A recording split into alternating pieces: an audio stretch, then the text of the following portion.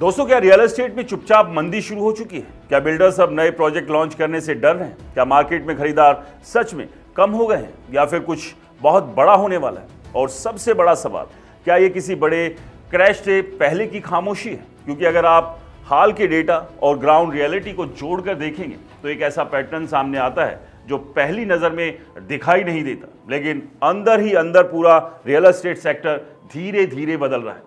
भारत का property market पिछले कुछ सालों में तेजी से बढ़ा है, खासकर कोविड के बाद, जब लोगों ने घर को सिर्फ रहने की जगह नहीं बल्कि एक सिक्योर एसेट के रूप में देखना शुरू किया। बड़े शहरों में कीमतें तेजी से बढ़ी, लग्जरी फ्लैट्स की डिमांड अचानक बढ़ गई और ऐसा लगा जैसे रियल एस्टेट एक बार फिर गोल्डन फेज में प्रवेश कर चुका है। लेकिन इसी चमक के बीच अब एक ऐसा डेटा सामने आया है जिसने पूरी कहानी पर सवाल खड़े कर दिए। गुजरात जैसे तेजी से विकसित हो रहे राज्य में नए प्रोजेक्ट रजिस्ट्रेशन अपने सबसे निचले स्तर पर पहुंच गए। और यह सिर्फ एक आंकड़ा नहीं बल्कि एक संकेत है, क्योंकि जब भी बिल्डर नया प्रोजेक्ट लॉन्च करता है तो उसे रेरा में रजिस्टर करना पड़ता है। यानी रजिस्ट्रेशन की संख्या धीरे धीरे बताती है कि मार्केट में कितना नया सप्लाई आने वाला है।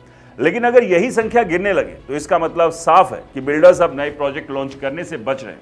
अब सवाल ये उठता है कि आखिर ऐसा क्यों हो रहा है? क्या अचानक से बिल्डर्स का भरोसा मार्केट से उठ गया या फिर इसके पीछे कोई बड़ी रणनीति छुपी है?